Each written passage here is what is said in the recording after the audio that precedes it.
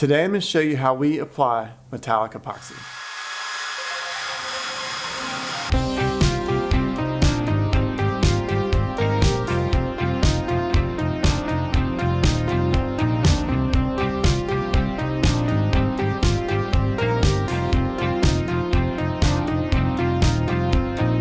Hey, my name is Tim with Decorative Concrete of Virginia. I make a lot of videos like this one, so if you want to see more videos like it in the future, hit the subscribe button down below. Okay, so this is a little different than normal. This homeowner already had metallic epoxy, but he was unhappy with it because it had roller marks through the entire floor. I'm not sure if he did it himself or if he hired someone. The point is that he had epoxy on his floor. He was happy with the way it was holding up, but he just did not like the look of it. So he wanted us to coat right over the existing metallic epoxy so that we would not have to grind the concrete to remove all of the old epoxy and make a huge mess in the house. So the first thing we're going to do is lightly sand the entire floor, and then once the dust is vacuumed up, we're going to mop the entire floor with acetone. The reason we sanded the floor was to create a slight profile on the shiny epoxy so that our next coat will be able to stick to it.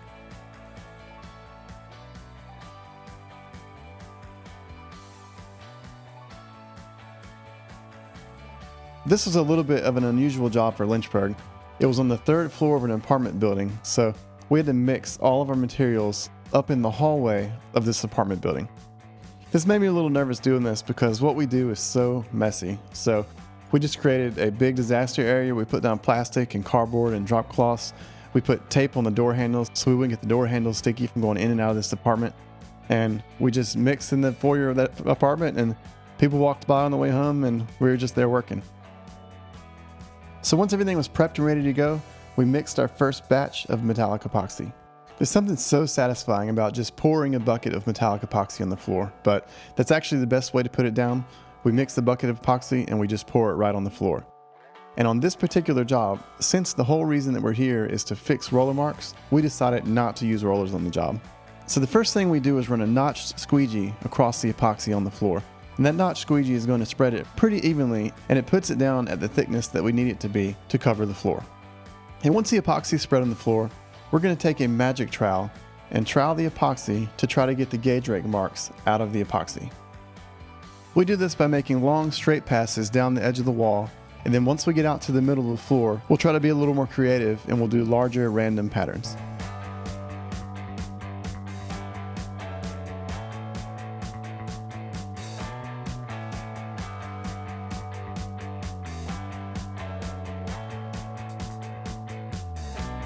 Pouring epoxy seems like such a mess sometimes. I mean, we're literally in this guy's living room and we're pouring buckets of this stuff all over the place and we're just trying to smear it around on the floor.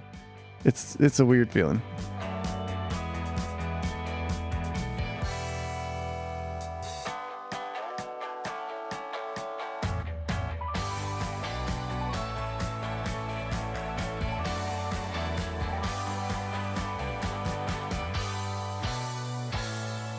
I love going back the next day after the metallic coat because the floor almost always looks perfect.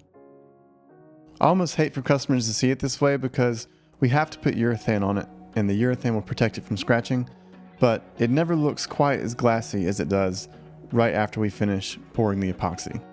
So we mixed our urethane and we're just going to roll this on as thin as we can. It's supposed to go about 600 square feet per gallon. And first thing we do is cut the edges in, and we're going to take a lot of care in the middle of the floor to make sure we're not leaving any heavy roller marks. I like to think of this process as a two-step process. The first roller, he's just trying to get the material on the floor and spread relatively evenly. And then the second roller is going to go back across it.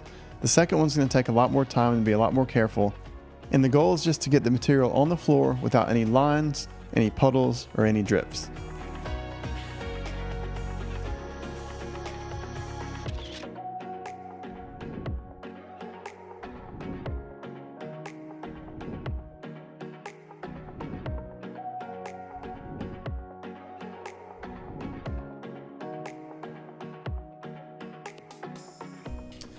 So that job turned out to be pretty great, but since I'm already talking about metallic epoxy, I figured I'd take a minute to show you how we also do the same system with rollers.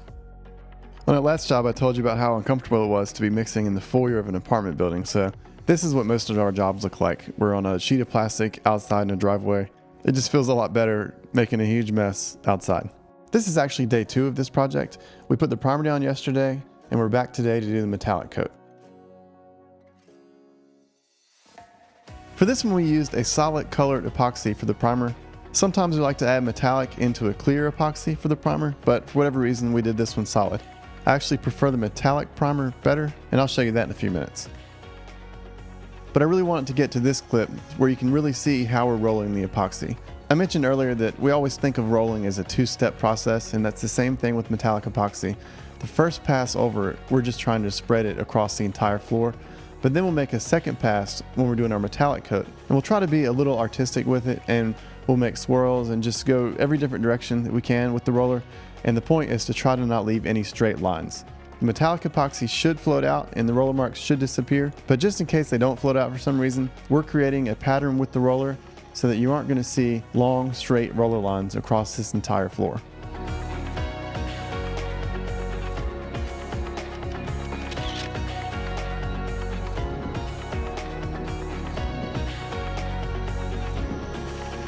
If you're enjoying this video, it helps me out a lot if you hit the like button down below.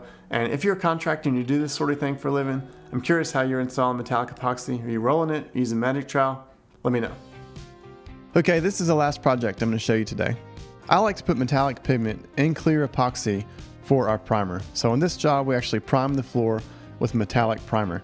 The reason I like doing that is because if the metallic top coat gets to be semi-transparent, like if you spread it too thin or maybe even miss a small spot, it doesn't make that big of a difference because the metallic color is already there. So I just think it makes the whole job a little bit easier.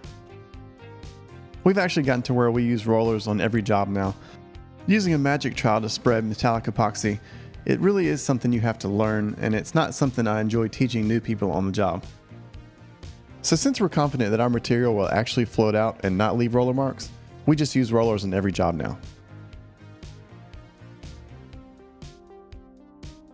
And I know I'm going to get a bunch of questions about what specific brand we use. We try a lot of different things, and I don't want to pick one specific brand because there's a lot of really good ones.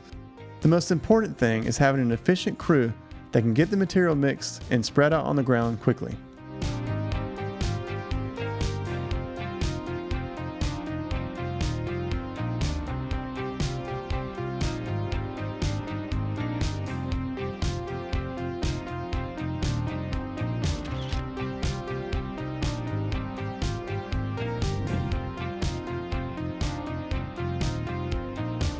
Thank you for watching. If you want to see more videos like this one, hit the subscribe button down below. And it helps me out a lot if you hit the like button down below too. And if you want to learn more from us, we actually launched our first online course this month. That course is about vinyl chip epoxy. I will leave a link for that in the description. But we've been thinking about making one for metallic epoxy, so if that's something you would be interested in, just let me know in the comments down below. I'll also leave a link in the description where you can sign up to be notified for when we do make that metallic epoxy course. But again, thank you for watching, and I'll see you next time.